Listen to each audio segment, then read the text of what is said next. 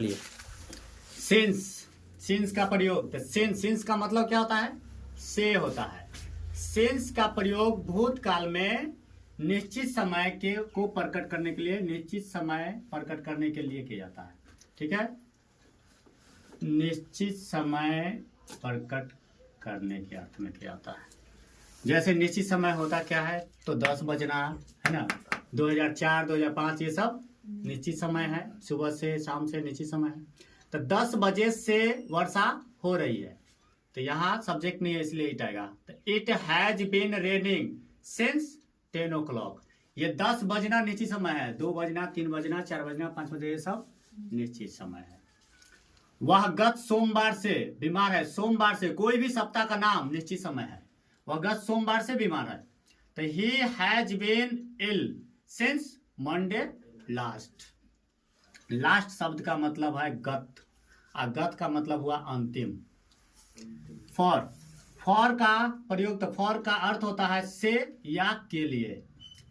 तो फॉर का प्रयोग वर्तमान, भूत एवं भविष्य काल में, ये तीनों के लिए होता है। फॉर का प्रयोग वर्तमान के लिए भी होता है, भूत के लिए भी होता है, भूत यानी भूतकाल, और भविष्य के लिए भी होता है। इसे जो है अनिश्चित समय को पीरियड ऑफ टाइम बोलते हैं। ये इतना का मतलब अनिश्चित हुआ, अनिश्चित समय। पीरियड ऑफ टाइम का मतलब अनिश्चित समय, और निश्चित समय का पॉइंट ऑफ टाइम बोलते हैं। निश्चित समय इतना का मतलब हो जाएगा point of time. Point of time का मतलब निश्चित समय होता है। तो भविष्य काल, वर्तमान का, भूतकाल, तीनों में होगा फॉर का प्रयोग जैसे। और हाँ, ये पीरियड ऑफ टाइम के लिए होता है। पीरियड टाइम मतलब अनिश्चित समय। तो अनिश्चित समय होता क्या है, तो 2 दिनों से, 10 वर्षों से, 10 घंटों से, 10 महीनों से, 2 महीनों से, 4 महीनों से, इस तरह का समय जो है निश्चित है। 2 दिनों से हम बोले तो 2 दिनों से मतलब वर्षा हो रही है, ठीक है, लेकिन कब से, क्या वजह से, ये मालूम नहीं है ना, सुबह से या शाम से, ये भी मालूम नहीं है, इसलिए वो अनिश्चित है। जैसे 2 घंटे से वर्षा हो रही है, तो it has been raining for the, ठीक है, for it has been raining for the last 2 hours, यानी अंतिम के, लास्ट यानी अंतिम के 2 घंटे से वर्षा हो रही है, ऐसा मीनिंग निकलता है। वह 5 दिन से स्कूल से अनुपस्थित है। और ये सेंटेंस से है, इसका मतलब सेंटेंस गलत नहीं है, सेंटेंस सही है। बहुत अच्छे से सोचने के बाद जो है समझ में आता है। वह 5 दिनों से, यानी वह 5 दिन से, ठीक। और कहां से एब्सेंट है वो? स्कूल से। स्कूल से। तो ही हैज बीन अब्सेंट, और ही हैज बीन अब्सेंट कहां से, तो इस से का मतलब हो जाएगा फ्रॉम। कहां से? स्कूल से। He has been absent from school, ठीक है, कितने दिनों से? 5 दिनों से, फॉर 5 days। फ्रॉम, तो फ्रॉम का अर्थ होता है से। फ्रॉम का प्रयोग तब होता है जब अलगाव का बोध हो। जब अलगाव का बोध कराता है तब फ्रॉम लगता है। मैं पटना से मुजफ्फरपुर आ रहा हूं, तो आई एम कमिंग फ्रॉम, कहां से आ रहा हूं? पटना से। पटना से। I am coming from Patna, कहां जा रहा हूं, कहां के लिए आ रहा हूं? वहां से मुजफ्फरपुर। टू मुजफ्फरपुर, यानी हो गया पटना से मुजफ्फरपुर तक। टू लग गया मतलब तक होता है, वो तक जो है सीमित करता है, फिक्स करता है, वहां तक। मैं पटना से मुजफ्फरपुर तक आ रहा हूं, यानी मैं मुजफ्फरपुर आ रहा हूं। तुम लोग घर से आ रहे हो, तो you are coming from home, ठीक है। आने के सेंस में, घर से आ रहे हो मतलब घर से तो दूर हो रहे हो ना। हम पटना से आ रहे हैं, तो पटना से तो हम बिछड़ रहे हैं ना, पटना तो रहेगा ना मेरे लिए। सर आप उसको कौन लगते हैं से? पटना के लोग रहेंगे ना, मेरे रिश्तेदार रहेंगे। इन का अर्थ होता है में या के भीतर, यानी पूरी तरह से भीतर। के भीतर का मतलब यहाँ निकलता है पूरी तरह से भीतर, अंदर। तो इन का अर्थ होता है में या के भीतर। और इन का प्रयोग समय के समाप्त होने पर किया जाता है। समय के समाप्त हो जाने पर किया जाता है। रूम के अंदर अगर इंटर कर चुका है तो वहां पे भी इन आ जाता है।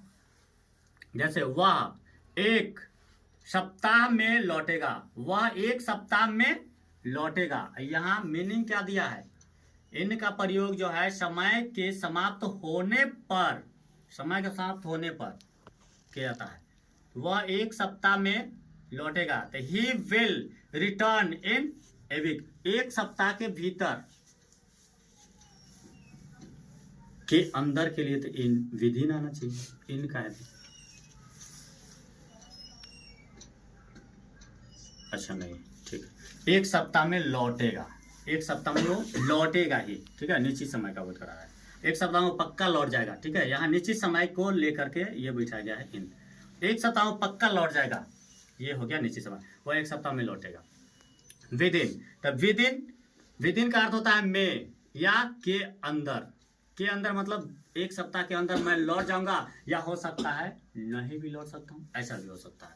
तो ये हो गया विद इन का प्रयोग। तब विद इन का प्रयोग समय के समाप्त होने से पहले, समय के समाप्त होने से पहले, यानी समय समाप्त जितना दिन हम समय दिए उसके अंदर हमें लौट जाना है। एक सप्ताह के अंदर मुझे लौटना है, अगर हम बोल दें कि एक सप्ताह के अंदर मैं आ जाऊंगा, मतलब एक सप्ताह के अंदर मुझे आना ही पड़ेगा, ठीक है।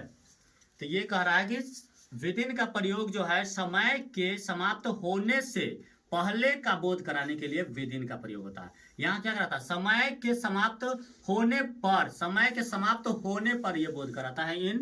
इन जो है समाप्त को खत्म कर रहा है, समय को खत्म कर रहा है, और ये जो है समय के पहले ही जो है विद इन प्रयोग हो रहा है, ठीक है। दोनों में अंतर क्या रहा, ये समय समाप्त हो जाएगा उसके बाद, ठीक है। यहाँ पे एग्जाम्पल, वह एक सप्ताह में लौटेगा, मतलब वह एक सप्ताह जब पूर जाएगा, ये हो गया, वह जब एक सप्ताह पूर जाएगा तब वो लौटेगा, ठीक है, एक सप्ताह पूरने के बाद वो लौटेगा, ये इनका प्रयोग।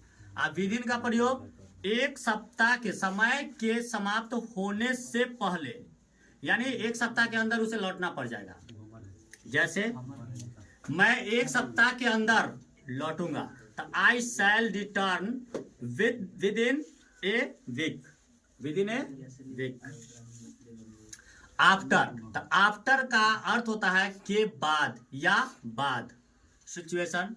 पहला, आफ्टर का प्रयोग भूतकाल में बाद के लिए होता है, भूतकाल में बाद, जब बाद का बोध हो और वो समय बीता हुआ समय का बात कर रहा है। जैसे मैं 2 घंटे बाद आया था, ये भूतकाल है, तो वहां आफ्टर, मैं 2 घंटे बाद जाऊंगा, यानी ये आप भविष्य की हो गया तो वहां इन आ जाएगा। दोनों में फर्क देखना, यहाँ पे गौर करना कि ये जो इन है ये कह रहा है कि प्रयोग, इसका प्रयोग जो होगा, आफ्टर का प्रयोग होगा भूतकाल में, यानी बीता हुआ समय के लिए। बाद तो है ही है इसका मेन मीनिंग बाद, लेकिन बीता हुआ समय के लिए आफ्टर आएगा, के लिए आफ्टर का प्रयोग किया जाता है। लेकिन भविष्य काल में बाद के लिए इन का प्रयोग होता है।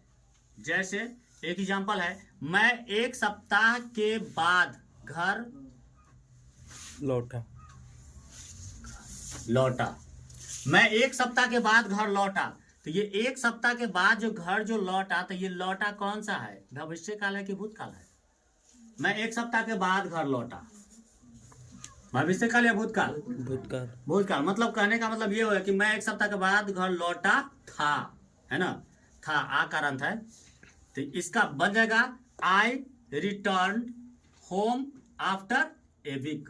अब इन क्या कहता है कि जब भविष्य, बाद का अर्थ बाद शब्द है, और जब भविष्य समय का बोध करा, भविष्य काल का जब बोध करा, तो वहां इन लगेगा। जैसे स्कूल एक सप्ताह के बाद खुलेगा, स्कूल एक सप्ताह के बाद खुलेगा, एक सप्ताह पहले की बात हो रहा है, तो वो हो गया भविष्य काल, तो वहां पे इन आ जाएगा। The school shall reopen in a week. समझ में आया, ये जो है इन का प्रयोग होता है बाद के लिए।